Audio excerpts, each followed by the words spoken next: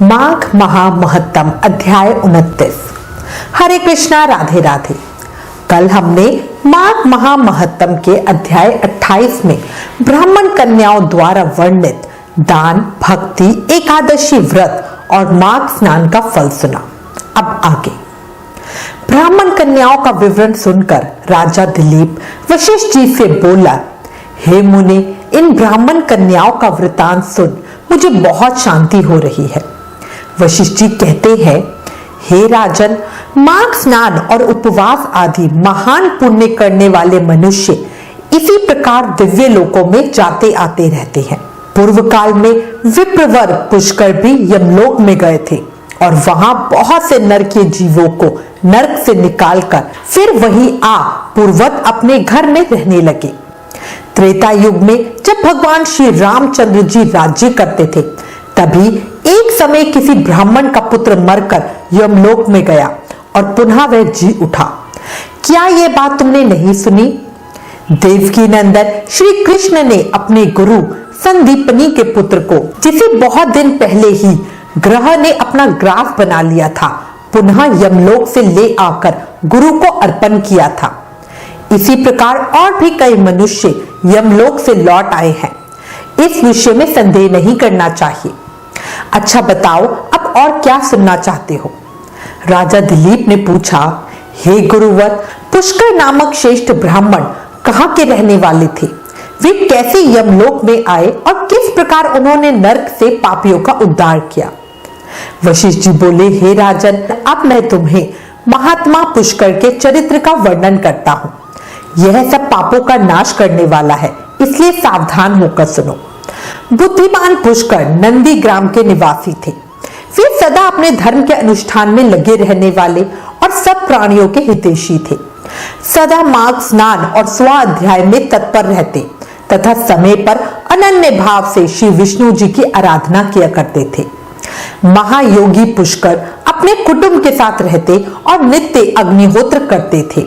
राजन, वे सदैव अप्रमेय हरे विष्णु, कृष्णा, दामोदर, अच्युत, गोविंद, अनंत, देव देवेश्वर इत्यादि रूपों से केवल भगवान नाम का कीर्तन करते थे। देवता की आराधना छोड़कर और किसी काम में उन ब्राह्मण देवता का मन स्वप्न में भी नहीं लगता था। एक दिन सूर्य नंदन यमराज ने अपने भयंकर दूतों को आज्ञा दी, जाओ नंदी ग्राम निवासी पुष्कर नामक ब्राह्मण को यहाँ पकड़ कर ले आओ। ये आदेश सुनकर और यमराज के बताए हुए पुष्कर को ना पहचान कर वे यमदूत इन महात्मा पुष्कर को ही यमलोक में पकड़ कर ले आए।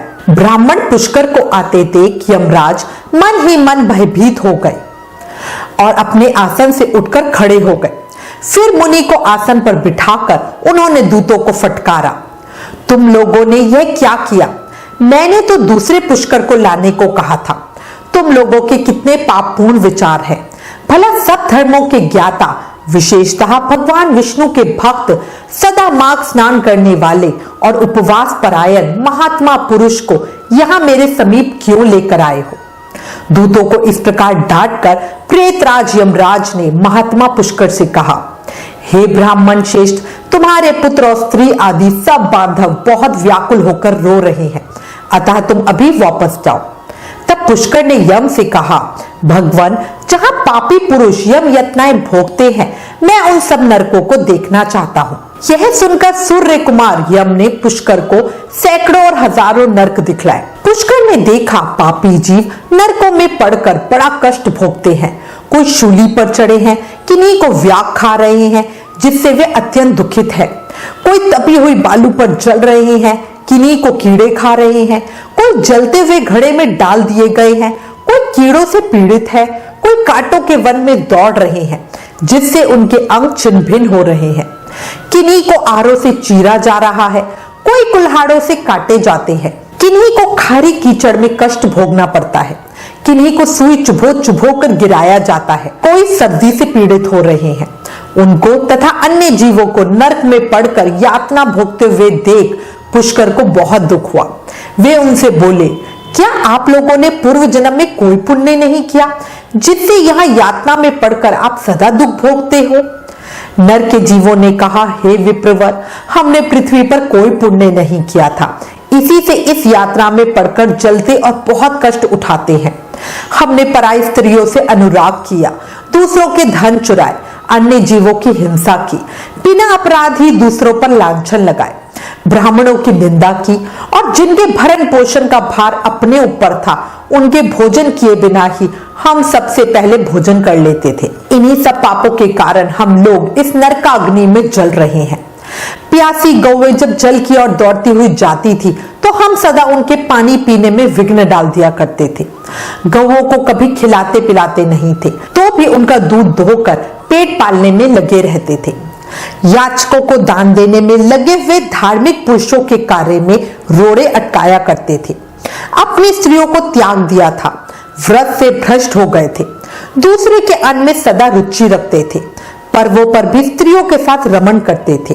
ब्राह्मणों को देने की प्रतिज्ञा करके भी लोकवंश उन्हें दान नहीं दिया। हम धरोहर हड़प लेते थे, मित्रों से द्रोह करते थे तथा झूठी गवाही देते रहते थे। इन्हीं सब पापों के कारण आज हम यहाँ कष्ट भोग रहे हैं। पुष्कर ने कहा, क्या आप लोगों ने भगवान जनार्दन का एक बार भी पूजन नहीं किया? इसी से आप ऐसी भयंकर दशा को पहुंचे हैं। जिन्होंने समस्त लोगों के स्वामी भगवान पुरुषोत्तम का पूजन किया है उन मनुष्यों का मोक्ष तक हो सकता है, फिर पाप क्षय की तो बात ही क्या। प्राय आप लोगों ने श्री पुरुषोत्तम के चरणों में मस्तक नहीं झुकाया, इसी से आप सबको इस अत्यंत भयंकर नरक की प्राप्ति हुई है। अब यहाँ हाहाकार करने से क्या लाभ? निरंतर भगवान श्री हरि का स्मरण कीजिए, वे श्री विष्णु समस्त पापों का नाश करने वाले हैं। मैं भी यहाँ भगवान जगदीश्वर के नामों का कीर्तन करता हूँ, वे नाम निश्चय ही आपका कल्याण करेंगे। नर के जीवों ने कहा, हे ब्राह्मण श्रेष्ठ, हमारा अंतकरण अपवित्र है, हम अपने पाप से संतप्त हैं। ऐसे समय में आपके शरीर को छूकर बहने वाली वायु हमें परम आनंद प्रदान कर रही है। हे धर्मात्मन, आप कुछ देर तक यहाँ ठहरिए, जिससे हम दुखी जीवों को कुछ तो सुख मिल सके। ब्राह्मण, आपके दर्शन से ही हमें बड़ा संतोष हुआ है। अहो, हम पापी जीवों पर भी आपकी कितनी दया है। यमराज ने कहा, धर्म के ज्ञाता पुष्कर, तुमने नरक देख लिया, अब जाओ, तुम्हारी पत्नी दुख और शोक में डूबकर रो रही है। पुष्कर बोले, भगवान, जब तक इन दुखी जीवों की आवाज कानों में पड़ती है तब तक मैं कैसे जाऊं?